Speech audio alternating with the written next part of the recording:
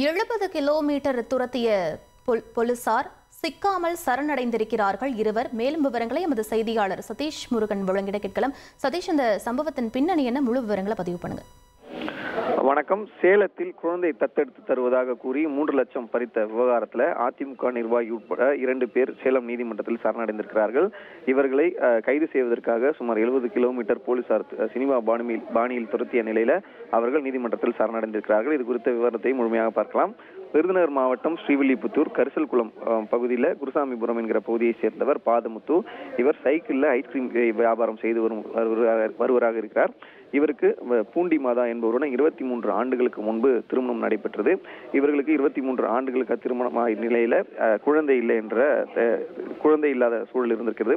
இந்த நிலையில தனது உறவினர் செல்வி என்பவர் மூலம் அருண்குமார் என்பவரை தற்பொழுது தொடர்பு கொண்டு அவருடைய குழந்தை தத்தெடுப்பது தொடர்பாக ஆலோசனை நடத்தி இருக்கிறார்கள். இந்த நிலையில தான் இந்த அருண்குமார் என்பவர் பணம் கொடுத்தால் குழந்தையை முறையாக தத்தெடுக்கலாம் என்று தெரிவித்திருக்கிறார்கள்.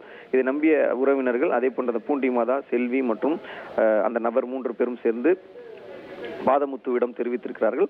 பாதமுத்து 3 லட்சம் ரூபாய் பணம் ஏற்பாடு செய்த நிலையில தனது தம்பி முனியப்பன் மற்றும் மற்றொரு உறவினர் மகேஷ் ஆகியோருடன் சென்று கடந்த 10ஆம் தேதி சேலத்திற்கு வந்தடைந்தனர். அங்கு 11 மணி புதிய பேருந்து நிலையம் அருகே வந்த ஒரு கார் ஒன்று திடீரென அதிலிருந்து இறங்கிய நபர்கள் தாங்கள் போலீஸ் என்றும் அதே போன்று இவர்கள் நீங்கள் மூவரும் குழந்தை கடத்தல் விவகாரத்தில் தொடர்புடையவர்கள் என்கிற அடிப்படையில் அவர்களை மிரட்டி அவரிடமிருந்து பணத்தை என்பதை பறித்து சென்றிருக்கிறார்கள். இந்த நிலையில தான் இந்த பணத்தை பறித்து சென்ற நபர்கள் குறித்து தகவல் அறிந்த போலீசார் உடனடியாக அவர்களை 70 கிலோமீட்டர் துரத்துவதற்கான அந்த விஷயங்கள் நடைபெற்றிருக்கிறது. இதனைத் தொடர்ந்து அவர்கள் 3 பேரும் தற்போது அதிமுக நிர்வாகி உட்பட 3 பேர் என்பவர்கள் தற்போது நீதிமன்றத்தில் சரணடைந்திருக்கிறார்கள். இந்த வழக்கு குறித்து சேலம் 4வது நீதித்துறை நடுவர் நீதிமன்றத்தில் அருண்குமார், பழனி பாரதி மற்றும் மற்றொரு நபர் ஆகிய 3 பேர் சரணடைந்த நிலையில் வழக்கு தொடர்பான விசாரணை என்பது தொடர்ந்து நடைபெற்று வருகிறது. விவரங்களுக்கு நன்றி சதீஷ். உங்கள் தந்தி ஒன் தொலைக்காட்சியில் அண்ணாமலை தினமும் மதியம் 12 மணிக்கு காண தவறாதீர்கள்.